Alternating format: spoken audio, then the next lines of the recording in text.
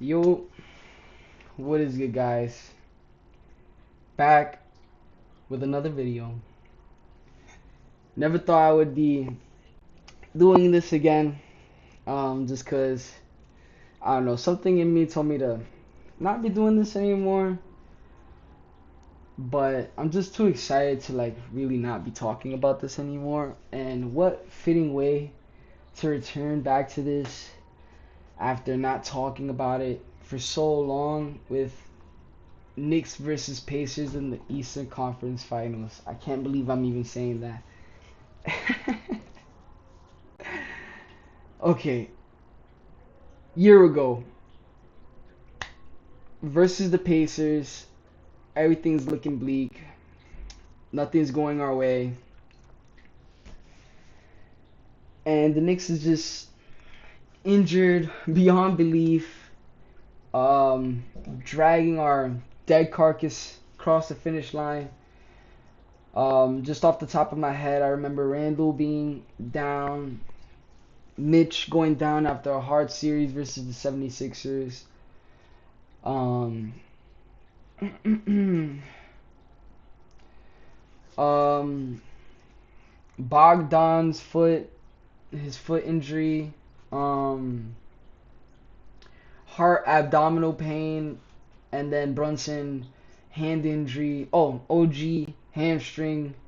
Like we were just injured all around. And we still fought hard. Went to a game seven, excuse me, versus that Pacers team. Quite frankly enough, where it's gonna be another hard fought series versus this team, especially with the new look that we got. So I wanted to take a look at this tweet that I bookmarked for forever. I wanted to come back to this at the end of the season. It looked September 28th, 2024, just because I wanted to see how this season would even go. Um, my whole take on the Randall Cat trade, it was very, very abrupt. I was actually shocked by it. I felt like I don't know if I ever got my full thoughts out and take on the RJ quickly for OG. But I was initially very hesitant on OG, and after seeing us flourish with him last season, I was like, okay, we made the right call there. I've always been hesitant on the calls that the Knicks made, but in this Rose era, everything has been spot on. And I just wanted to take a look at this because um, it was just very abrupt for the Knicks to. I didn't think they were going to trade Randall after going the whole offseason, not doing anything. But I think Hartenstein really leaving the team was the dagger in all this. I know Randall had come out with a statement saying that he was willing to do anything that the Knicks had planned for him, and I was really appreciative of that because it showed that he was willing to play a bigger role, a more defensive role. With Mitch being out for a long time, we kind of needed that. But the Knicks made the call to get the 7 footer Cat from Minnesota, and I was even shocked that even Minnesota would have done it because of the progress they had made with Cat. So it was just all shocking to see this go down real life as a Knicks fan. The season was amazing. Just enjoying it really was such a treat to watch. Even with the whole optimum fiasco and not being able to watch a majority of the games this season and having to watch just highlights, it was still fun to watch. And when it did come to optimum, I was really really hyped to start watching my games again. And it was just a tumultuous season with all the minutes police and everything going down. It was really fun to watch because what I do on Twitter is just observe. I just look from afar. I don't really interact too much. I just observe. As you can see, I bookmark. I don't even like. Did I like this? I don't even like, or I don't even repost or anything. I just ghost on here. So let's get into this. I'm sorry, I'm rambling. Cat has to be stunned. So this is just like this person. I started following this person this season because I started seeing his takes more and more. I thought he was like neutral, but he was more biased towards the season. Like he was an actual Knicks fan. So it was fun to follow him. So he was like, Cat trade to Knicks thoughts. So this is just his thoughts initially on the trade. I thought it was insightful to look at other people's thoughts.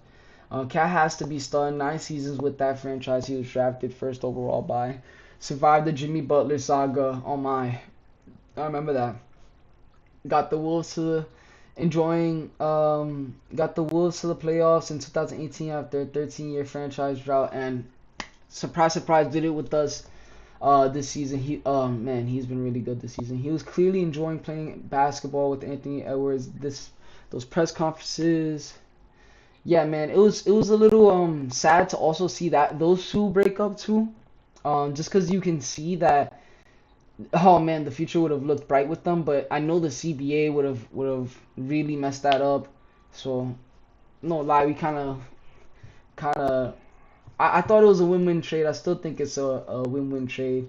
Obviously, everyone's gonna say that now, right? And so I can't really say that now, but I was a little hesitant at first, but the only reason I was hesitant is because I didn't really watch much of Cat's game. I just knew what I knew from already having watched with Randall and really building that team with Randall. I mean, bro, I started making Knicks videos in part because of the turnaround that Randall helped us get in 2021. That was like my most excited season I ever been for the Knicks, and it was because it was that raw underdog, um, bully ball Knicks. You know that Randall and Tibbs, that those really pioneered that team, and now the only one left from that is Mitch. So it's crazy. NBA is a business. Truth in particular, yeah, that's all the money part of what was going on there. Timberwolves situation is not resolved. Yeah, I don't really care about the Timberwolves situation too much. I did want to see this though. I did want to see the Nova Knicks with DiVincenzo. That's what really gutted me. We never got to see that. I would have loved to see it. The commercial always makes me sad seeing it come on in the playoffs. So it sucks, but maybe we get Devo next year, yo. Run it back. Maybe he'll be another Rose, like he get a second chance. Whew. Sorry, my mind is going a mile a minute just because I'm so excited about everything that's going on. Mitchell Robinson is one of the team's most important players. He's one of the few humans on this planet with size and athleticism to guard any person alive at any spot on the court. He adds an above the rim dynamic which can help neutralize Joel Embiid. And going to that, bro, like I want to search up that Mitchell Robinson closeout on the Robinson close out on the 5. Yeah. Is this it? This is it? Drives. White ahead to Pritchard. Mitch right there. 1, 2, 3, helping. 4, Holiday fakes.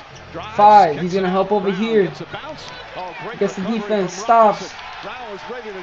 That's really guarding 1 through 5. That's Mitch in a nutshell.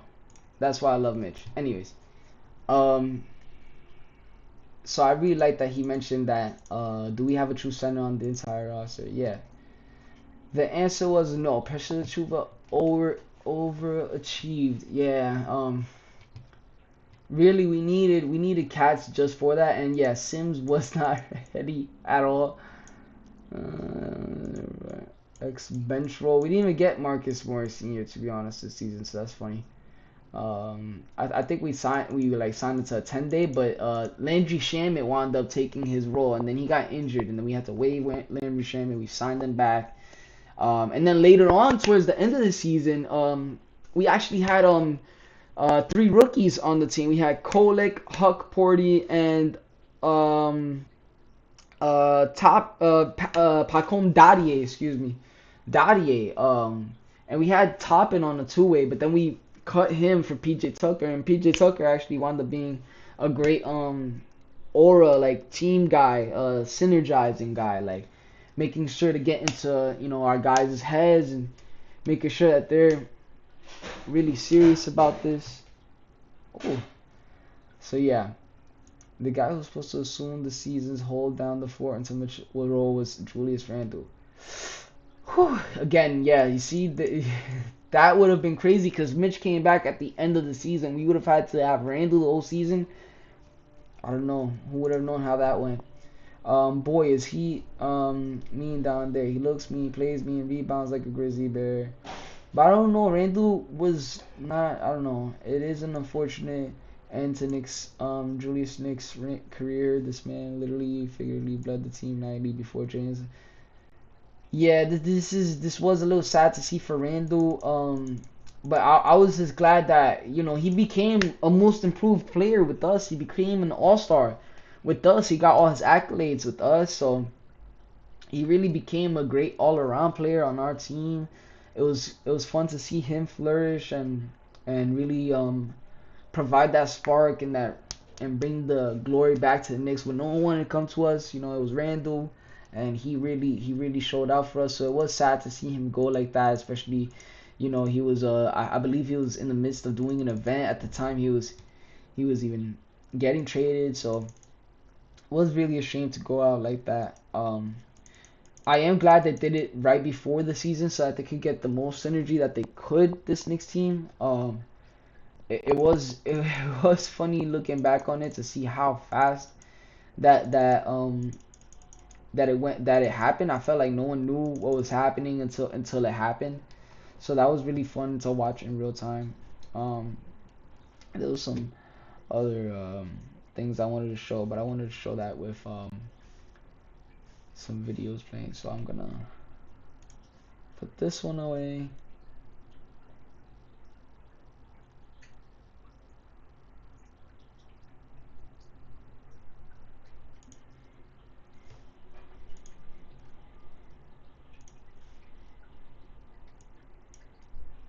Thompson digging in defensively. 8 seconds. Brunson stops on a dime. Launch.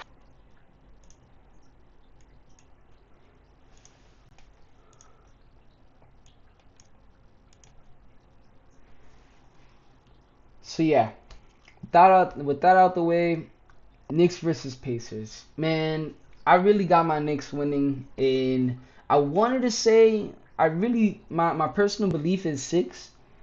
But knowing the refs, knowing how Halliburton is, knowing how corny this team is, I'm gonna say Knicks in 7. Even though I really feel like if this Knicks team was being serious, which sometimes they're not, which gets me a little tight, I really feel like they could take it in 6. I am nervous just because I know Nemhard is a playoff riser. He gets me tight with the amount of threes he makes. He kind of reminds me of Derek White, which I really was nervous about him last season. I just wanted to put some Knicks highlights on while I was talking and really trying to stop and gaze every once in a while. I think we're just fortunate to have players like Brunson on this team. The Brunson burner. Talk about some Brunson stars, barrage. some separation right there. And puts it on the I floor. also wanted to talk about oh, did I mess up the photo? I also wanted to talk about this screenshot over here. I think I mentioned this already, but yeah, Anunoby, Donovich, like look at all these players out. It was a lot, man. So I hate when people be saying that we beat the injured Celtics because man, we were injured too. Like no one said anything when we were injured. It really is dumb to always call out injuries. It's a part of the game sometimes. So it really is dumb to call it out. I just found this funny because the city was a little too turned, and a lot of that is because of the Stephen A. Smith slash side talkification of Knicks fans, which if you know what I'm talking about if you're a Knicks fan, like you see them and you're like they just bandwagon. They haven't been here since that season of 2017. They can't name our starting point guard in 2018. They can't name things like that. They can't name That is to see a guard sprint back. That's why They can't even name our previous coach before, like Tibbs. You know what I'm saying? Like those types of guys don't really care about the team. They're just New Yorkers that don't really. You haven't played much in the first half because of fouls. You're guarding an All NBA player. They're not Knicks fans. It's off to Brown. Bridges there. They hold it. Yeah, these guys just aren't Knicks fans. I think the storylines for Here's the throw over by White, finding Brown, and again, it's been all Mikal Bridges, especially defensively. Robinson's on him. Tatum maneuvering. Oh, the ball knocked away. Another great defensive play for the Knicks. I think They've won it. New York has gone up 2 games to none. Bridges. It's over. The Knicks have won. And McBride. Because of fouls. You're guarding an All NBA player. They trample it. It's off to Brown. Fouls. You're guarding an All NBA player. I just want to talk about this play real quick. Oh man, this was so fun to watch in real time. Bridges guarding Brown, snatches it, and we take game 1. Bro, cause I'm not gonna lie, even myself, I was flaming Bridges this whole season. It was tough to watch him sometimes. Anyways, this is the last thing I wanted to end on. Oh no, I want to end on 2 things.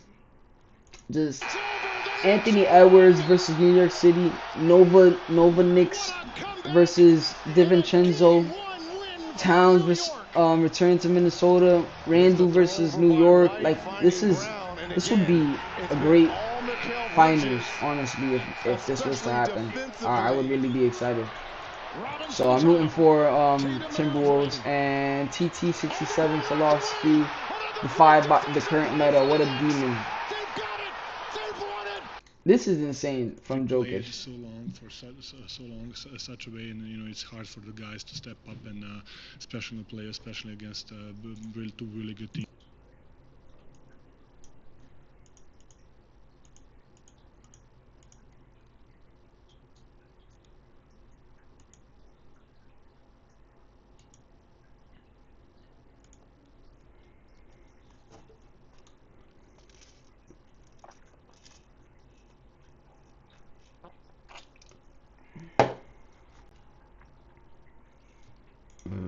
New York.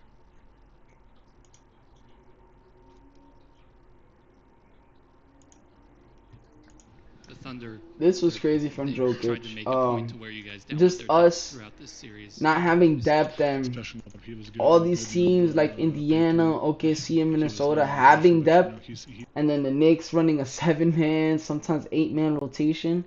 It's really odd. It's crazy to see that like we're like the outlier in all this. Like we go against the curve. We're kind of following the Nuggets and how they play. But I really feel like guys like Deuce and Payne and even Shamik, could get shine. Mitch is obviously gonna be our guy coming off the bench, and Deuce gonna be our guy coming off the bench. Payne should really get some burn, and Shamik. Signs of Chewy gets some signs of life too. I saw him very confident taking those threes, which is huge for us. If he can nail one, I really think this series is gonna be great for us. I'm excited, and I can't wait for everything to unfold. Thank you guys. This is crazy coming back here. Comment what you think. What's gonna happen? How do we end this off? Am I gonna be making another video about us going to the finals, or are we not gonna be seeing me for another year? I don't know. We're gonna have to see.